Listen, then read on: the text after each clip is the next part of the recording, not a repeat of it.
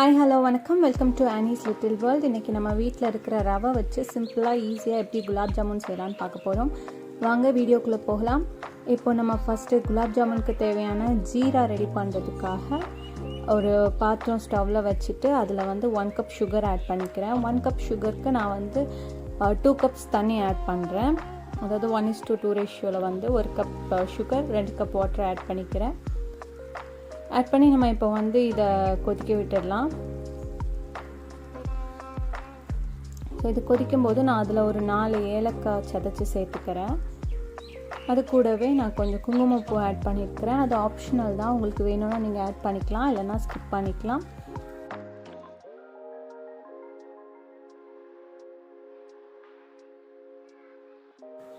So இப்போ நமக்கு sugar நல்லா கரைஞ்சி கொதிச்சு வருது.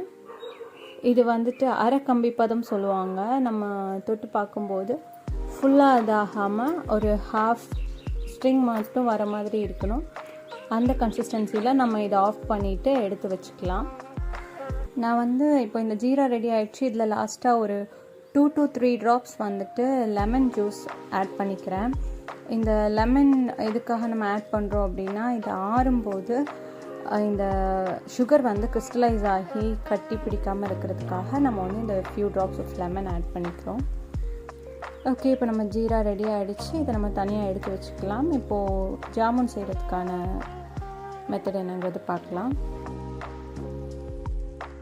இப்போ இந்த ஜாமுன் ரெடி பண்ணுறதுக்கு நான் ஒரு பேனில் கொஞ்சமாக 1 கப் ரவை மட்டும் எடுத்துகிட்டு அதை லைட்டாக வறுத்து எடுத்து வச்சுக்கிறேன். இப்போ இந்த வறுத்த ரவை கூட நம்ம 1 கப் ரவைக்கு 3 கப் பால் ஆட் பண்ணிக்கிறோம். ஸோ அந்த 3 கப் பால் ஆட் பண்ணிவிட்டு நம்ம அதை கிண்டி விட்டுட்டே இருக்கணும். அந்த ரவை நல்லா வெந்து பாலோடு சேர்ந்து வெந்து அது கட்டியாக ஆகிற வரைக்கும் நம்ம கிண்டி விட்டுட்டே இருக்கிறோம். ஸ்டவ் மீடியமாகவே வச்சு நீங்கள் கிண்டி விட்டுக்கோங்க.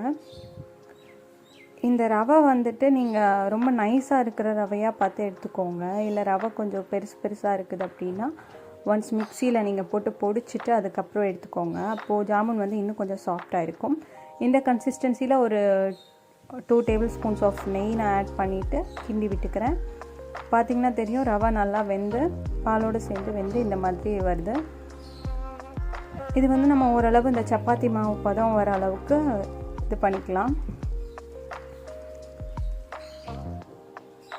ஸோ அந்த சப்பாத்தி மாவு கன்சிஸ்டன்சியில் வந்ததுக்கப்புறம் நம்ம ஸ்டவ்வை ஆஃப் பண்ணிவிட்டு இதை தனியாக ஒரு பவுலுக்கு நான் மாற்றி வச்சுக்கிறேன்.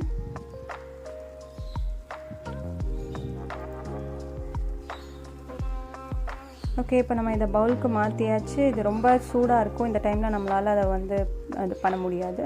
ஸோ நம்ம கை பொறுக்கிற அளவு சூடு வர வரைக்கும் அது வெயிட் பண்ணிக்கலாம்.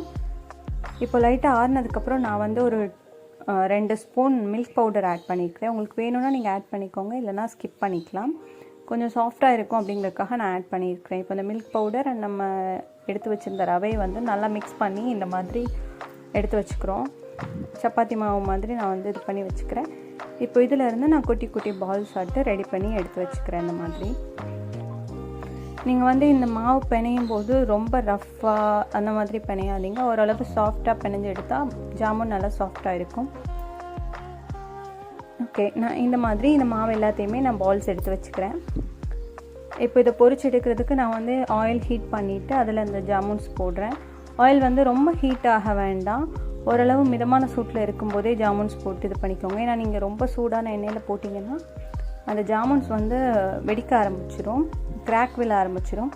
அதனால் ஓரளவு மிதமான சூட்டில் போட்டு திருப்பி விட்டு நம்ம இதை வேக வச்சு எடுத்துக்கலாம். இந்த ஜாமுன் ஒரு மீடியம் ஃப்ளேமில் நம்ம திருப்பி விட்டு வேக வைக்கும்போது தான் உள்ளே எல்லாம் நல்லா வெந்து கிடைக்கும். ஸோ நம்ம மீடியம் ஃப்ளேமில் திருப்பி போட்டு வேக வச்சு இந்த மாதிரி ஒரு கோல்டன் ப்ரௌன் கலர் வர வரைக்கும் அதை பொரித்து எடுத்துக்கலாம். ஓகே, இப்போ நல்லா கோல்டன் கலர் வந்துடுச்சு. ஸோ இதை நம்ம இப்போது எடுத்துட்டு அந்த சூடோடவே நம்ம ரெடி பண்ணி வச்சுருக்கிற சுகர் சிரப்பில் ஆட் பண்ண போகிறோம். இந்த சுகர் சிரப் உங்களுக்கு ஒரு வேளை ரொம்ப ஆறி இருந்துச்சு அப்படின்னா நீங்கள் லேஸாக ஹீட் பண்ணிக்கோங்க. கட்டி பிடிச்சிருந்தனா லைட்டாக அதில் சுடு தண்ணி ஆட் பண்ணி ஹீட் பண்ணிக்கோங்க. இப்போ நம்ம ரெடி பண்ண ஜாமுனை நம்மளோட சுகர் சிரப்பில் ஆட் பண்ணி வச்சிட்டோம். இப்போ நம்ம ஆட் பண்ண இந்த ஜாமுனை அந்த சுகர் சிரப்பில் ஒரு 5 to 6 ஹவர்ஸ் அப்படியே ஊறுறதுக்கு விட்டுருங்க. அப்போ தான் அந்த சுகர் சிரப் எல்லாமே வந்து ஜாமுனில் பிடிச்சு நல்லா சாஃப்டாக டேஸ்டியாக இருக்கும். ஸோ சிம்பிளாக நம்ம வீட்டில் ரவையில் எப்படி குலாப் ஜாமுன் ரெடி பண்ணலாங்கிறத பார்த்தோம். நீங்களும் ட்ரை பண்ணி பாருங்கள். பிடிச்சிருந்தா கமெண்ட் பண்ணுங்கள். இன்னொரு இன்ட்ரெஸ்டிங்கான வீடியோவில் உங்களை சந்திக்கும் முறை this is Annie. Thank you for வாட்சிங் மை வீடியோ.